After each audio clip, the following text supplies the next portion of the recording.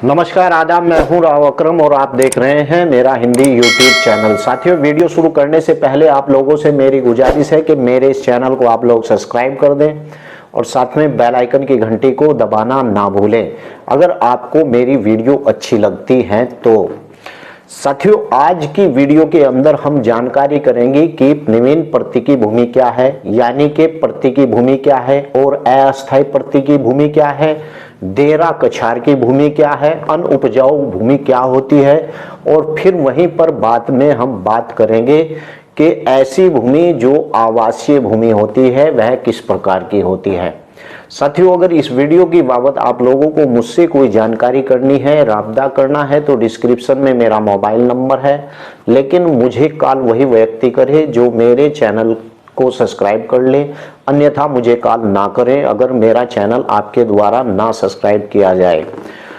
साथियों, अक्सर कर देखा गया है कि भूमि से संबंधित लोग बहुत सी जानकारी नहीं प्राप्त कर पाते हैं, क्योंकि कारण क्या होता है कि ग्राम पंचायत के अंदर जब किसी भी भूमि के बारे में कोई जानकारी होती है तो 100 में से सिर्फ 5 ही व्यक्तियों को पता है कि यह किस प्रकार की भूमि है और इस भूमि के ऊपर क्या ग्राम के अंदर कोई सार्वजनिक उपयोग का कोई भी यानी कि कोई भी घर या फिर कोई भी व्यक्ति इस किस्म से वो किस किस्म से उस जमीन को उपयोग में ला सकता है और कैसी भूमि के ऊपर उसका पट्टा होता है और किस प्रकार से वह अपनी भूमि को लेकर के धारा 122 बी के मुकदमे या वाद को लड़ सकता है। तो चलिए जानकारी करते हैं इन सभी भूमियों के बारे में, तो वीडियो शुरू करते हैं। साथियों, मैंने पहले कहा था कि प्रतीकी भूमि क्या होती है। यह भूमि आपको गौर से सुनना चाहिए। जो लोग इस वीडियो को पूरा देखेंगे तो उनकी समझ में आएगी, वरना अगर वैसे ही देखते हैं तो उनकी समझ में कुछ भी नहीं आएगा। जो लोग समझना चाहते हैं भूमि से संबंधित वही इस वीडियो को देखें, वरना स्किप करके आगे निकल ले तो बेहतर है। साथियों, शुरू करते हैं कि प्रतीकी भूमि क्या है। देखिए, मैं आपको बताता हूं कि पूरी किताब मेरे दिमाग में नहीं है, मैं भी कहीं से उस नियम को पढ़कर उसके ऊपर वीडियो बनाता हूं। कुछ लोग कमेंट बॉक्स में यह लिखते हैं कि यह पढ़कर बोल रहा है, क्योंकि मैंने अपनी वीडियो में पहले भी बताया था कि बिना पढ़ो तो मैं वीडियो बनाता ही नहीं हूं, क्योंकि YouTube के ऊपर पता नहीं कितने झूठे लोग हैं जो बिना पढ़े हुए बेवजह लोगों को कानून बता रहे हैं, जबकि वह कानून के अंदर नहीं है। मैं इस किस्म का कार्य नहीं करता, मैं पहले पढ़ लेता हूं, अगर याद भी नहीं रहता तो सामने खोलकर उसे पढ़कर आप लोगों तक पहुंचाता हूं, ताकि सही बात आपकी समझ में आए। ठीक है, तो शुरू करते हैं कि प्रतीकी भूमि क्या है। आपको समझना है कि प्रतीकी भूमि क्या है। साथियों, यह वह भूमि है जो खेती योग्य होने के बावजूद भी किन्हीं कारणों से प्रति में छोड़ी जाती है, यानी प्रतीकी भूमि, या फिर नियमित खेती नहीं होती है और इस भूमि पर कोई लगानदेह नहीं होता है।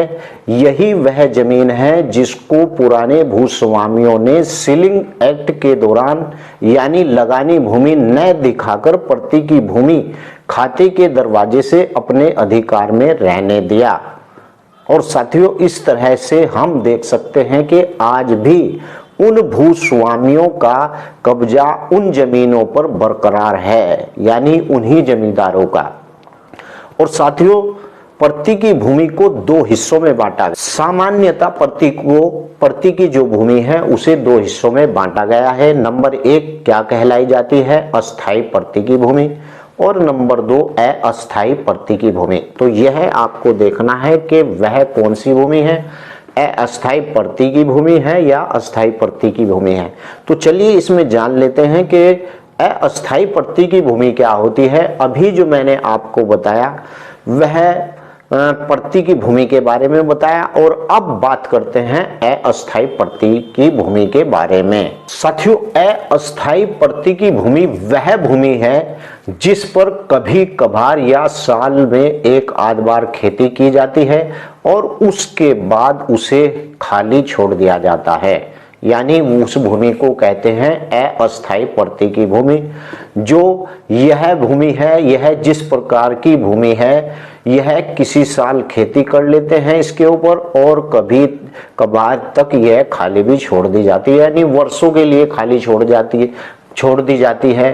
यानी एक साल उस पर खेती की और फिर उसके बाद कई वर्षों के लिए उसे छोड़ दिया, तो ऐसी भूमि को कहते हैं अस्थायी की परती की भूमि। अस्थायी परती की भूमि क्या है? अस्थायी परती की भूमि यह वह भूमि है जो जोती जा सकती है, यानी लेकिन आमतौर पर इसे खाली ही छोड़ दिया जाता है, यानी अस्थायी परती की भूमि। और यह भूमि अनउपजाऊ भूमि होती है, कभी कभार घास वगैरह उगाने के और इसकी जुताई कर दी जाती है। और साथियों, परती भूमि का बड़ा हिस्सा ग्राम पंचायत के अधीन भी होता है, यानी कि ये जो अस्थायी की परती की भूमि है इसका एक बड़ा हिस्सा ग्राम पंचायत के अधीन भी होता है। और साथियों, कभी कभार यह घास या कभी कभार यह घास वगैरह उगाने के काम में और जोताई करने के काम में भी आ जाती है।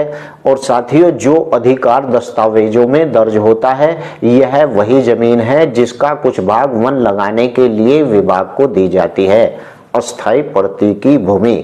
और साथियों, भूमिहीनों या किसी अन्य व्यक्तियों को भी जमीन से पट्टे इसी भूमि से दिए जाते हैं, यानी एक मैंने बताई अस्थायी परती की भूमि, एक मैं बता रहा हूं अस्थायी परती की भूमि। अस्थायी परती की भूमि वो होती है जिस पर एक साल खेती किया और कई वर्षों तक उसे छोड़ दिया। अस्थायी परती की भूमि वो होती है जो लोगों को कृषि के पट्टे देने के काम में आती है। और यह भूमि वह भूमि है जिसका एक बड़ा हिस्सा ग्राम पंचायत के अधिकार में होता है। अब यहीं पर बात करते चलें कि जब बात ये हो रही है कि इसी भूमि से यानी अस्थायी परती की भूमि से ही उन लोगों को पट्टे दिया जाते हैं कृषि के जो गांव के अंदर रहते हैं और इसका एक बड़ा हिस्सा होता है ग्राम पंचायत के अंदर। यही वो भूमि है अस्थायी परती की जिससे लोगों को पट्टे दिए जाते हैं। अब बात करते हैं कि खेती के लिए ना मिल सकने वाली भूमि कौन सी है। आपके दिमाग में यही सवाल आया होगा कि इस भूमि से पट्टे होते हैं, ऐसी भूमि कौन सी है जिस भूमि के अंदर से आदमी को पट्टा नहीं मिल सकता है खेती के लिए। साथियों, आम तौर पर यह भूमि जो खेती योग्य भूमि होती है और साथियों यह गैर कृषि कार्यों के लिए उपयोग में लाई जाती है। इस भूमि का सामान्यतः स्कूल, कॉलेज, बाजार, सड़क, जंगल, झाड़ी, कब्रिस्तान आदि होते हैं और कहीं जगह पर इस भूमि को यानी व्यापारिक और औद्योगिक इकाई खड़ा करने का महंगा लगान भी लगाया जाता है। इस प्रकार की भूमि पर लगान का आकलन एक विशेष ध्यान दिया जाता है और गांव के दस्तावेजों में इसे श्रेणी यानी अलग श्रेणी में दर्ज किया जाता है। और कुछ प्रांतों में इस भूमि को गैर मजरूआ भूमि भी कहते हैं। समझिए, ये वो भूमि है जो खेती के लिए न मिल सकने वाली भूमि होती है जिसके ऊपर उद्योग प्लांट लगाया जाता है और सरकार का इस भूमि के ऊपर खास ध्यान रहता है क्योंकि इसका लगान भी काफी मोटा होता है। अब बात करते हैं ऐसी भूमि जो अनउपजाऊ भूमि होती है, यानी वह अनउपजाऊ भूमि कौन सी होती है। यह वह भूमि है जिस पर खेती नहीं की जा सकती, अनउपजाऊ भूमि। और साथियों, इसलिए इसका लगान नहीं वसूल किया जाता है। और आपको बता दूं, यह भूमि सामूहिक होती है और हरे और इसका उपलब्ध होता है, यानी हर एक व्यक्ति इस भूमि का उपलब्ध करने के लिए होता है। हर एक व्यक्ति के लिए यह भूमि उपलब्ध भी होती है। इस प्रकार की भूमि को अनउपजाऊ भूमि, बंजर भूमि कहते हैं। अब बात करते हैं कछार दियरा की भूमि कैसी भूमि होती है। साथियों, यह वह भूमि है जो नदी के बहाव की वजह से बनती और बिगड़ती रहती है, दियरा कछार की भूमि। उत्तर भारत में अधिकांश क्षेत्रों में देरा कहते हैं। और साथियों, यह भूमि जिला कलेक्टर के अधीन होती है। इस जमीन की नीलामी की जाती है और देरा जमीन का लेखा जोखा सर्वे विभाग के पास होता है। अब यहीं पर बात करते चलें कि आवासीय भूमि क्या होती है, यानी आवासीय भूमि किस प्रकार की भूमि होती है। आवासीय भूमि वह भूमि होती है जो गांव के आवास या आबादी के लिए बसाने के लिए रखी जाती है। और आपको बता दूं कि उत्तर प्रदेश और बिहार में यह जमीन भी व्यक्ति विशेष के नाम पर खतौनी में दर्ज होती है। अन्य प्रदेशों में इस श्रेणी के तहत आने वाली भूमि गांव में जो भूमि दस्तावेजों में दर्ज होती है और व्यक्ति विशेष के नाम पर इस जमीन का विवरण राज्यों में नहीं मिलता। और इस गांव की आबादी, जिस गांव की आबादी 2000 से अधिक हो जाती है, ऐसे रिकॉर्ड सर्वेक्षण भू विभाग के पास उपलब्ध होते हैं। इस प्रकार की भूमियों को यही कहा जाता है।